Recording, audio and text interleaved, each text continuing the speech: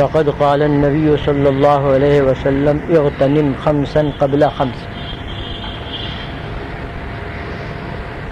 میرے محترم بزرگوں، عزیزوں اور دوستوں اور معزز خواتین،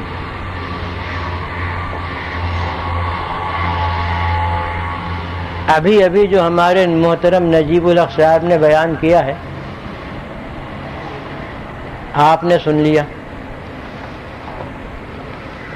میں تو حاضر ہوتا ہی ہوں اور حضرات بھی آتے ہیں. ہمارا کام تو یہی ہے کہ اللہ اور رسول کی باتیں بتانے. اللہ تعالیٰ آپ سب کو اور ہمیں ان پر عمل کرنے کی توفیق عطا فرمائے.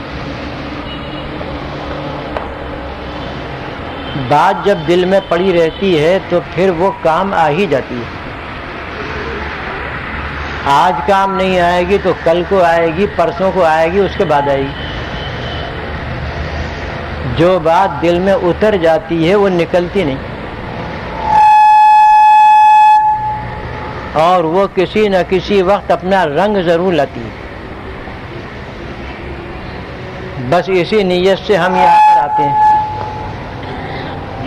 کہ کوئی خیر کی بات، قرآن کی بات، حدیث کی بات ہمارے بھائیوں اور بہنوں کے دلوں میں اتر جائے اور پھر وہ اس سے کام لیں.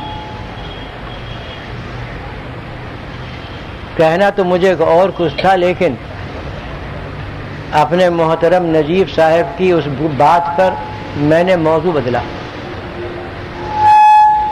اور اس وقت ایک حدیث کا ٹکڑا میں نے آپ کے سامنے عرض کیا.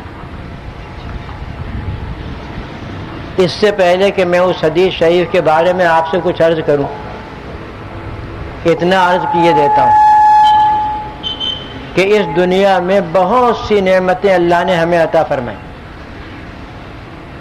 بے شمار نعمتیں عطا فرمائیں، لا تعداد نعمتیں عطا فرمائیں. اس کی نعمتوں کو شمار کرنا چاہے کوئی تو کر نہیں سکتا. شکر ادا کرنا تو بڑی بات ہے، صرف شمار کرنا چاہے تو شمار نہیں کر سکتا، طاقت نہیں ہو سکتی.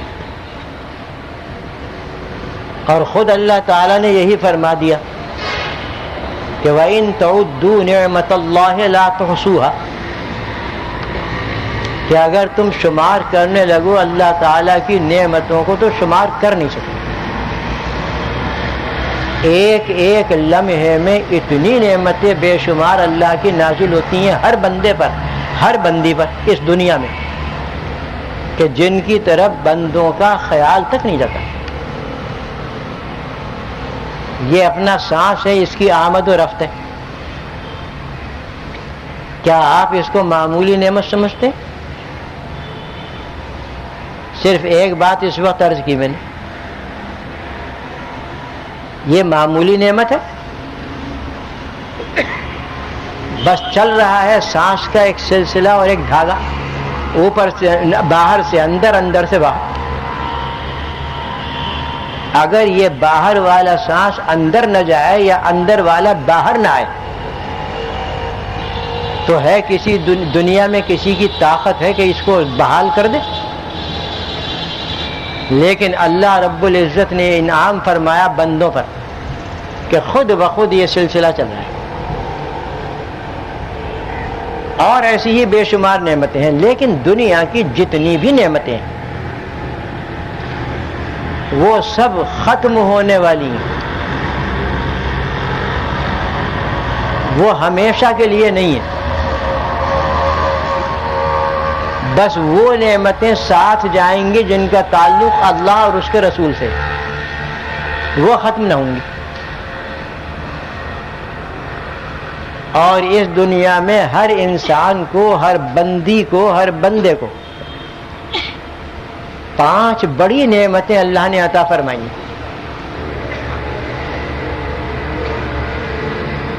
اور وہ 5 نعمتیں دائمی نہیں ہیں، چند روزہ ہیں، پھر ختم ہونے والی ہیں. اس حدیث شریف میں جو میں نے ابھی شروع میں ایک جملہ اس کا پڑھا ان 5 نعمتوں کی قدر کرنے اور ان نعمتوں سے کام لینے کا حکم دیا ہے کہ یہ نعمتیں تمہاری ہمیشہ ساتھ نہیں رہیں گی، یہ تو آنے جانے والی چیزیں،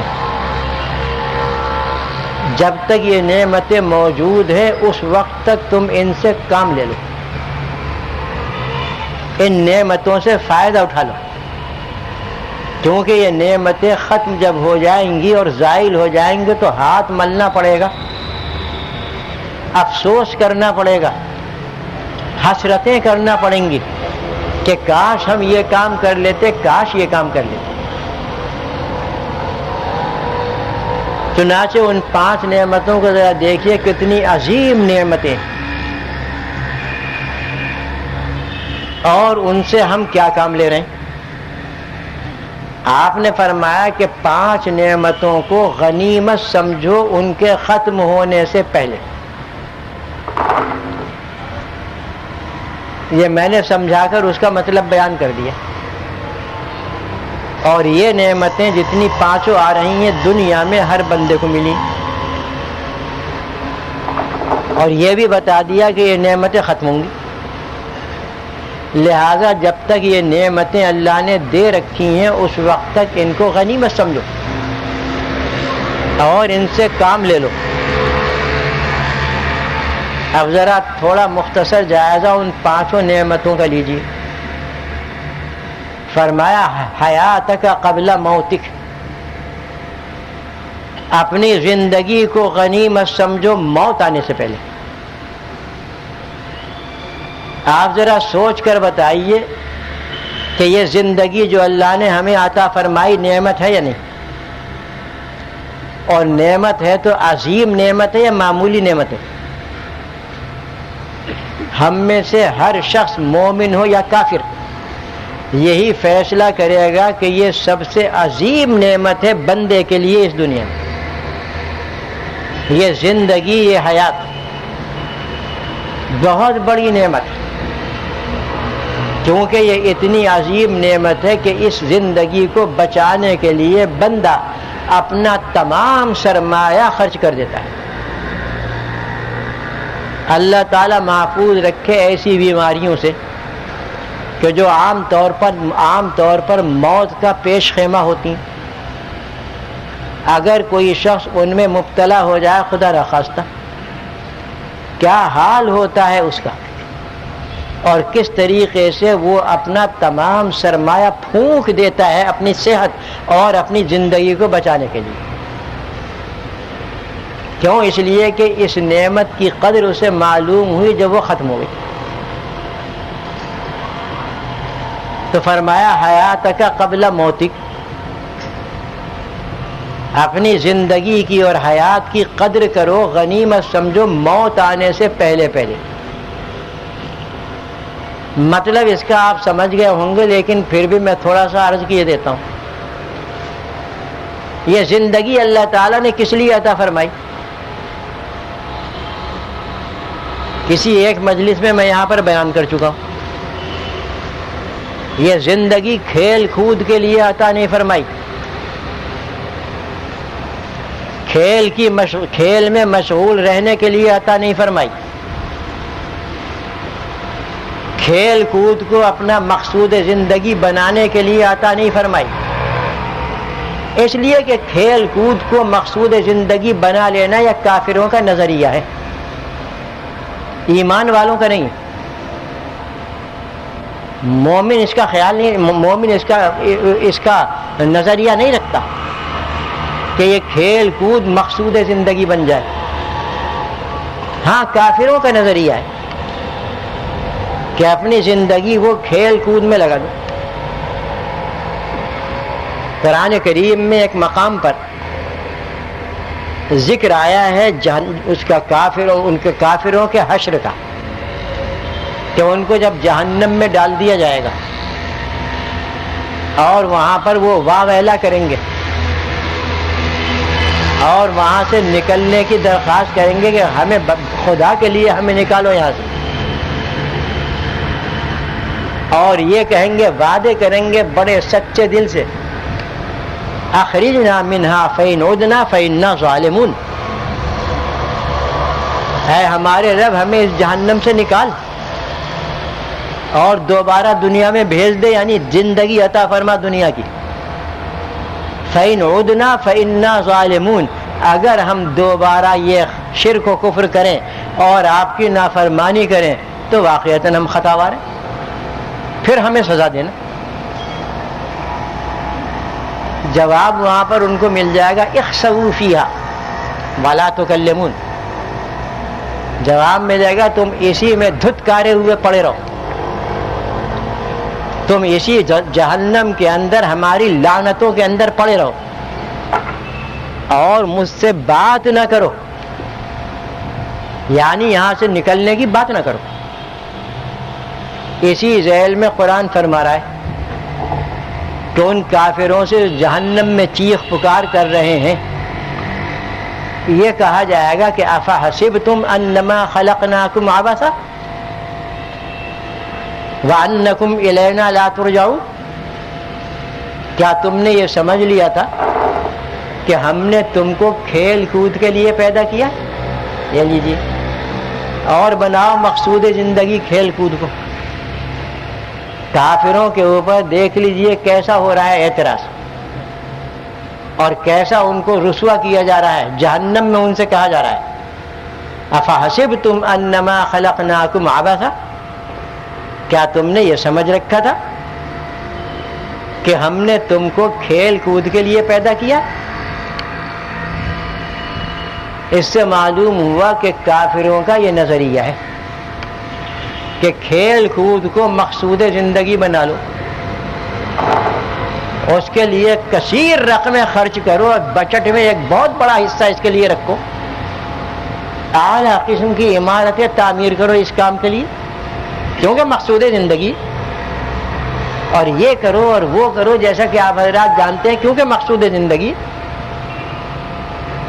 مومن کا یہ نظریہ نہیں،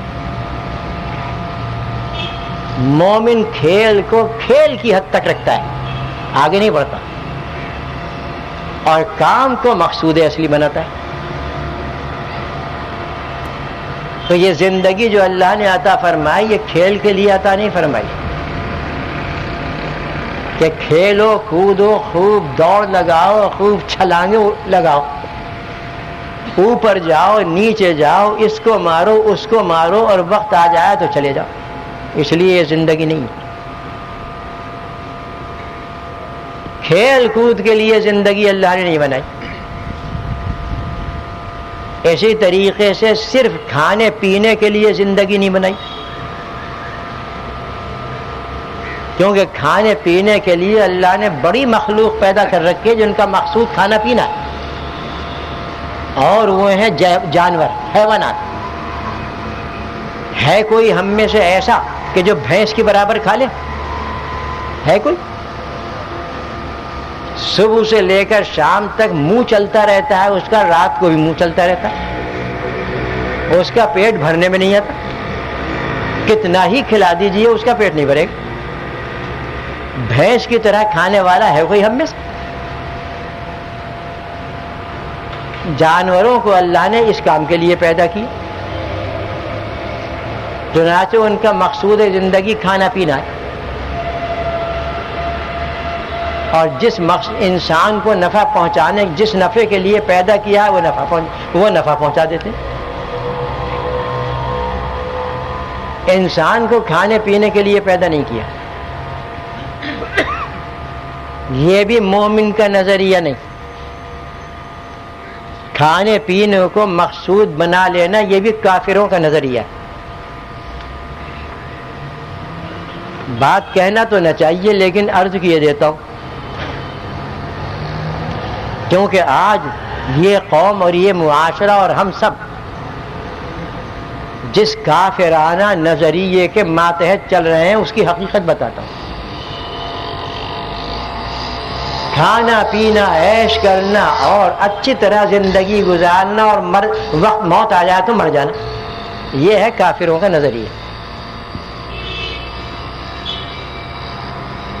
حضرت عیسیٰ علیہ السلام مشہور نبی ہیں، رسول ہیں، بڑے اونچے درجے کے بلند رسول ہیں، لیکن ان کی جو امت ہے اور جو ان کے خاص حضرات تھے امتیوں میں، جن کو حواری کہا جاتا ہے، ان کا ذکر قرآن کریم میں جا بجا آیا ہے حواریوں کا۔ یہ مخصوص لوگ تھے، جیسے حضور اکرم صلی اللہ علیہ وسلم کے لیے حضرات صحابہ کرام کی جماعت، اسی طریقے سے حضرت عیسیٰ علیہ السلام کے لیے حواریوں کی جماعت تھی۔ اس میں تو اختلاف ہے کہ وہ کتنی تعداد تھی ان کی، 12 تھی، 15 تھی، مختلف روایتیں، لیکن وہ حضرت عیسیٰ علیہ السلام پر جان فدا کرنے والے تھے، ان کو حق مانتے تھے، نبی برحق مانتے تھے۔ انہوں نے حضرت عیسیٰ علیہ السلام سے ایک معجزہ طلب کیا، جس کا ذکر سورہ مائدہ میں۔ وہ معجزہ یہ طلب کیا کہ هل يستطيع ربك ان ينزل علينا مائدة من السماء، کہ کیا یہ طاقت ہے اللہ تعالیٰ میں کہ ہمارے اوپر ایک خوان بھرا ہوا کھانا جس سے خوشبوئیں پھوٹتی ہوں، بھاپ نکل رہی ہو، گرم گرم، آسمان سے ہمارے پاس بھیج دے کھانے کے لیے؟ کیا چیز طلب کر رہے ہیں بتائیے؟ ایک نبی مرسل سے کیا چیز طلب کر رہے ہیں؟ کون سا معجزہ مانگ رہے ہیں؟ کوئی علمی معجزہ نہیں،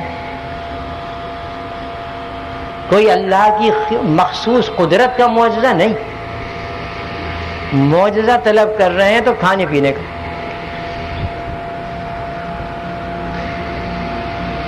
چنانچہ حضرت عیسیٰ علیہ السلام نے پہلے تو ان کو سمجھایا، جب وہ نہ مانے تو انہوں نے دعا کی اللہ تعالیٰ سے،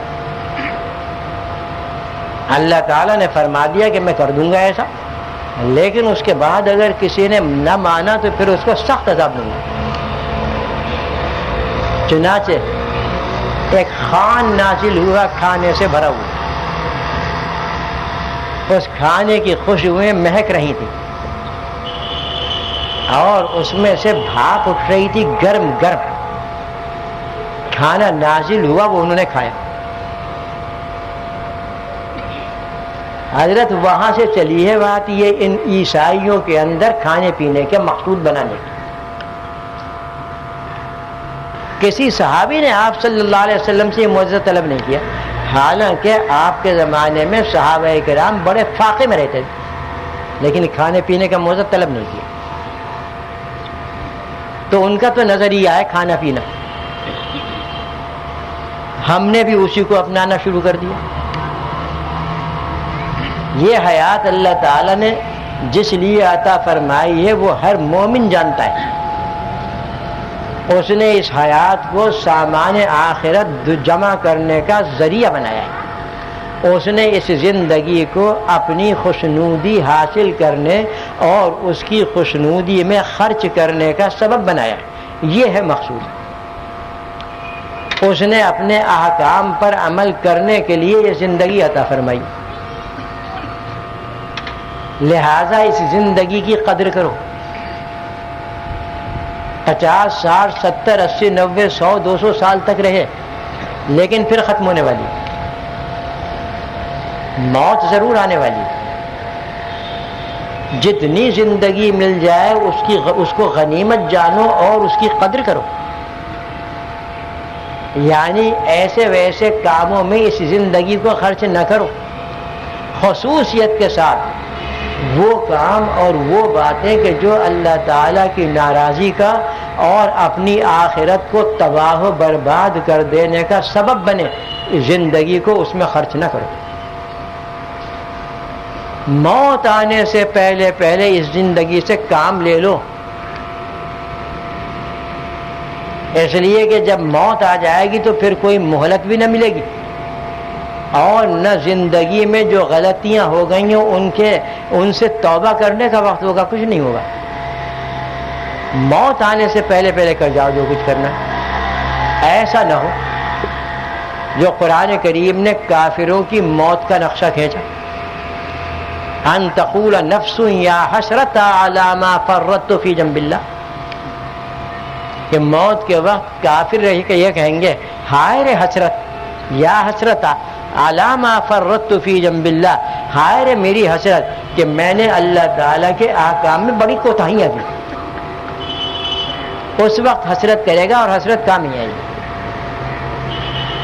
اتنی عظیم نعمت کا شکر ادا کرنا یہی ہے کہ جس مقصد کے لیے اللہ نے یہ نعمت عطا فرمائی ہے اس مقصد میں خرچ کرو،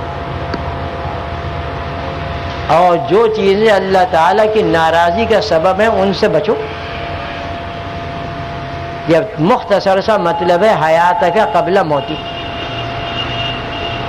اور اس زندگی کا بہت بڑی نعمت ہونا ہر ایک جانتا ہے۔ پھر فرمایا کہ شباب کا قبل حرمی، جوانوں سے خطاب ہے، جوانوں سے، اور ہم سب کو اللہ نے جوانی عطا فرمائی تھی۔ جتنے بڈھے ہیں وہ سب جوانی کی منزل طے کر کے بڑھاپے میں آئے ہیں۔ اس جوانی کو کیا سمجھتے ہو؟ جوانی اللہ کی بہت عظیم نعمت ہے، جیسا کہ ہمارے یہاں مشہور ہے کہ جوانی اتنی عظیم نعمت ہے اللہ کی کہ جوان آدمی جو کرنا چاہے کر سکتا ہے، قوتیں بھرپور اس کے اندر ہوتی ہیں، طاقت اس کے اندر خوب ہوتی ہے، حوصلے بلند ہوتے ہیں، ہمت بہت اونچی ہوتی ہے، جو کام کرنا چاہتا ہے کر لیتا ہے، اور اس کا تو دل یہ چاہتا ہے اس اپنے حوصلے کی وجہ سے کہ میں چھلانگیں لگا کر یا تو آسمان تک چلا جاؤں یا پھر زمین میں ٹھوکر مار کر پانی نکال دوں۔ اتنا حوصلہ رکھتا ہے جوان، جیسا کہ ہم بڈھوں کے ساتھ بھی ایسا پیش آیا ہے۔ جوانی میں یہی وہ ہوتا ہے، حال ہوتا ہے۔ لیکن ذرا یہ بتائیے کہ جوانی ہے کتنے سال کی؟ بھائی 14-15 سال سے شروع ہوئی اور 30 سال پہ جا کے ڈھلنے لگی، کل 15 سال عمر ہے اس کی، بھرپور جوانی کی۔ ابتدا ہوتی ہے 14-15 سال سے، اور اس کا ڈھلنا شروع ہو جاتا ہے 30 سال پر، مردوں کے لیے۔ ورنہ عورتوں کے لیے، وہ عورتیں کہ جو صاحب اولاد ہیں، ان کے لیے تو 20 سال سے ہی جوانی ڈھلنا شروع ہو جاتی ہے۔ ان کے لیے تو مشکل سے بھرپور جوانی کا زمانہ 6-7 سال ہے، اس سے زیادہ ہے۔ اتنا مختصر زمانہ ہے اور اتنی عظیم نعمت ہے۔ ذرا خیال فرمائیے کہ اللہ تعالیٰ نے ہمیں جو جوانی عطا فرمائی، مردوں کو یا عورتوں کو، جوانوں کو یا جوان لڑکیوں کو، کس لیے عطا فرمائے؟ ذرا آپ خود بتا دیجیے۔ کیا اللہ تعالیٰ نے یہ جوانی اس لیے عطا فرمائی کہ خوب بے پردہ بازاروں کے اندر پھرو اور لوگوں کی ہوس، لوگوں کی اس نظر کا جو ہوس والی ہوتی ہے نشانہ بنو؟ یا اس لیے عطا فرمائی کہ نوجوان لڑکے ہر چیز سے آزاد ہو کر، کہ نہ اللہ کو سمجھے، نہ رسول کو سمجھے، نہ قرآن کو جانے، نہ حدیث کو جانے، نہ قیامت کی طرف ان کا خیال، نہ موت کی طرف ان کا خیال، اور نہ قبر کی طرف ان کا خیال، نہ ماں باپ کی عزت کریں، نہ گھر والوں کا کوئی کام کریں اور ان کا احترام کریں، بلکہ اور ان کو ستاتے ہیں اپنی جوانی کی ترنگ میں۔ جوانی کی ترنگ آتی ہے تو ماں باپ کو ستاتے ہیں۔ ذرا سوچیے تو صحیح، وہ ماں باپ جنہوں نے پال پوس کر اتنا بڑا کیا، جوانی شروع ہوئی تو صاحبزادے نے اپنی اس ترنگ میں، جوانی کی ترنگ میں، ماں باپ کو ستانا شروع کر دیا۔ چند دن پہلے میرے پاس ایک خاتون آئی لانڈھی سے، رو رہی تھی بیچاری، بوڑھی عورت، اس نے جو اپنا افسانہ سنایا سن کر بڑا افسوس ہوا کہ میرے 4 لڑکے ہیں لیکن ان چاروں نے مجھے ستا رکھا ہے. سب سے چھوٹا لڑکا جو ہے جس کی عمر 17 سال بتائی، یہ جوانی کا زمانہ بتا رہا ہوں میں، اس کے لیے میں نے یہ قصہ سنایا. اس کی کیفیت اس نے یہ بتائی کہ کیفیت یہ ہے کہ وہ مجھ سے مطالبہ کرتا ہے کہ مجھے 10,000 روپے دے دو، مجھے 5,000 دے دو، مجھے 20,000 دے دو، ورنہ میں تمہارے گھر کی ایک ایک چیز کو توڑ پھوڑ کے رکھ دوں گا. اور یہ کہ ایسی دھمکی نہیں ہے، میں نے ایسا کیا نہیں. تو اس نے الماریاں توڑ دیں، اس نے برتن توڑ دیے، اس نے ہماری چارپائیاں توڑ دیں اور دوسری چیزیں اس نے توڑ دیں اور کہا جب تک پیسے نہیں دو گی تو میں یہی کام کرتا رہوں گا. رو رہی تھی بیچاری کہ میں کہاں سے لاؤں، باپ تو ہے نہیں، اور بیٹے جن کے اوپر جن پر میں سہارا رکھتی تھی انہوں نے میرا یہ حال کر رکھا. وہ دعا پوچھنے آئی جی کوئی ایسی دعا بتا دیں کہ یہ رام ہو جائے، نرم ہو جائے. اب دیکھ لیجیے جوانی کی ترنگ آئی، پھر وہ 2-3 دن کے بعد پھر آئی اور اس نے یہ کہا کہ جی آج رات ایک قصہ پیش آیا.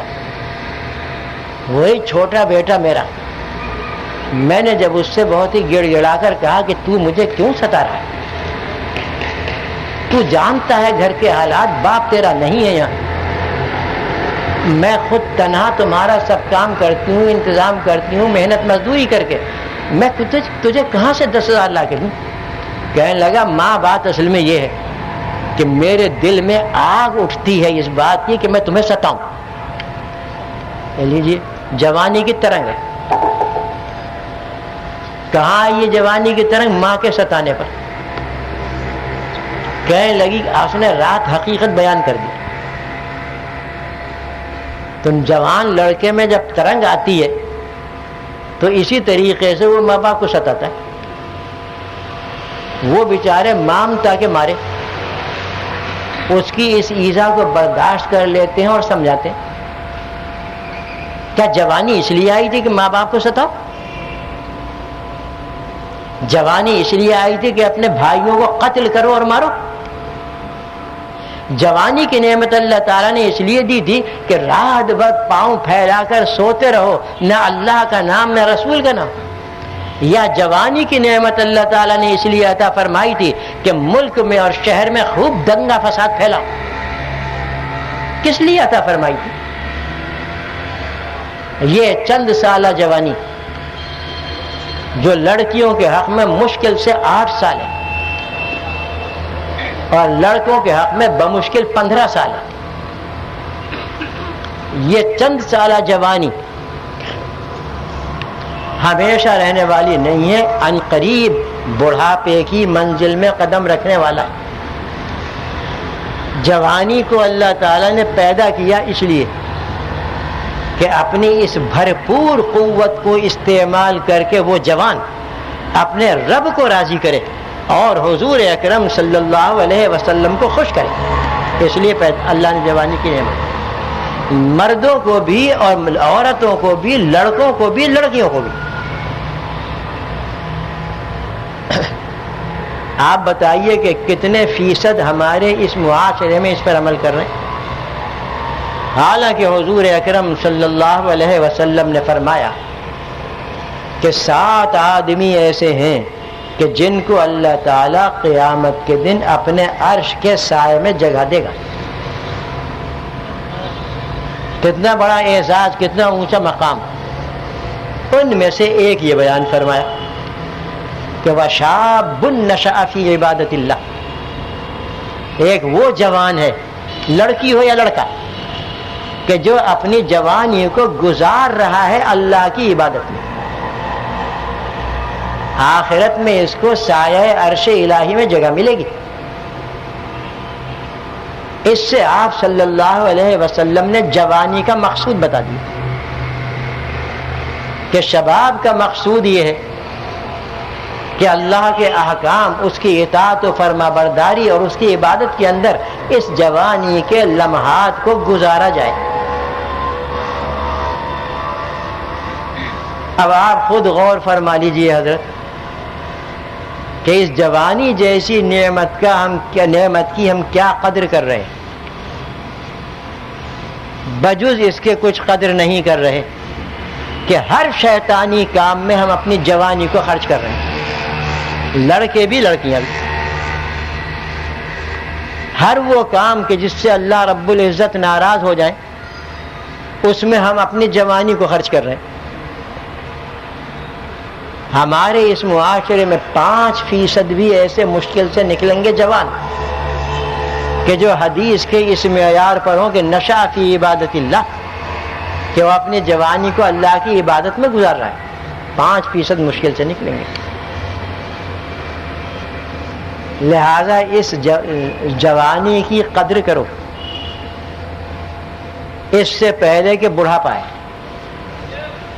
اس لیے کہ بڑھاپے میں جو صورتحال ہوتی ہے اسے ہم بڈھے خوب جانتے ہیں۔ ارادے ہوتے ہیں بڑے اونچے اونچے کہ رات بھر نفل پڑھوں گا، لیکن عشاء کے بعد دھم سے گر جاتا ہے تھک کر۔ کہاں کے نوافل؟ امنگیں اٹھتی ہیں بڈھے کے دل میں کہ ایک قرآن ختم کر لوں گا 3 دن میں، لیکن ایک پارہ پڑھنے کے بعد دماغ اڑنے لگتا ہے۔ کیسے ختم کرے؟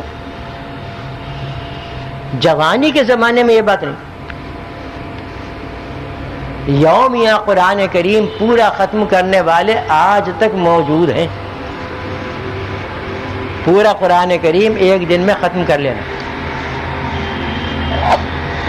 اب تو میں بڈھا ہو چکا ہوں، اب آپ سے کیا عرض کروں، میرا ایک زمانہ جوانی کا وہ گزرا ہے کہ اللہ تعالیٰ آپ کے فضل و کرم سے 25 پارے یومیہ میں پڑھ لیتا تھا، اور اللہ نے موقع عطا فرما دیا تو پورا ہی ختم کر لیتا تھا۔ فرصت تھی، فراغت تھی، کام کوئی نہ تھا۔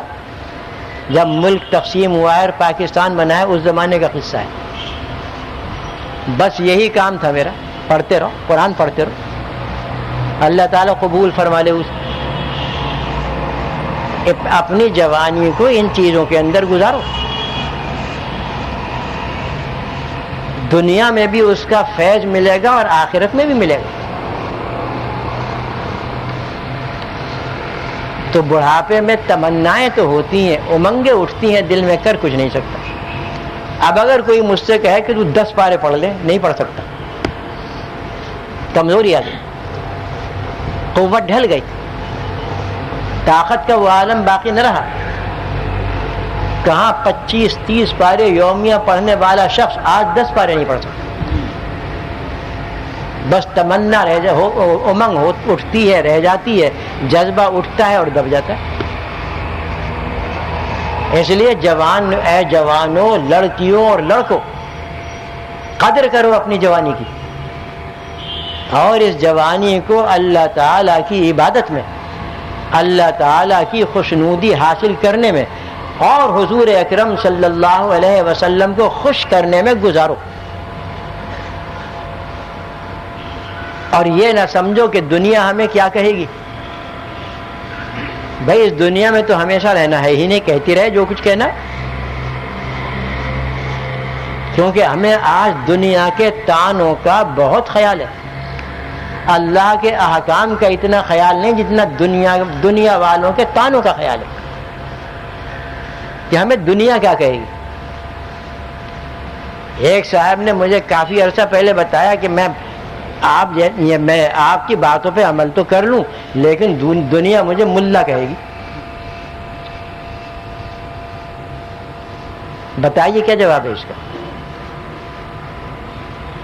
ایسے ہی بعض خواتین کو ملانی کہہ دیتے ہیں، اسی لیے کہ وہ ذرا عبادت گزار ہے اور اللہ تعالیٰ کی اطاعت و فرما برداری کی کوشش کرتی ہے، اسے ملانی کہہ دیتے ہیں۔ عجیب معاملہ ہے کہ لفظ ملا اور ملانی آج ایک بدنام قسم کا لفظ اور گالی بن گیا، اور یہ بھی شیطانوں کے چیلوں کی باتیں ہیں جو انہوں نے پھیلائی، ورنہ حضرت لفظ ملا بہت بڑے عالم کو کہا جاتا تھا ہمارے اسی ہندوستان میں۔ عالمگیر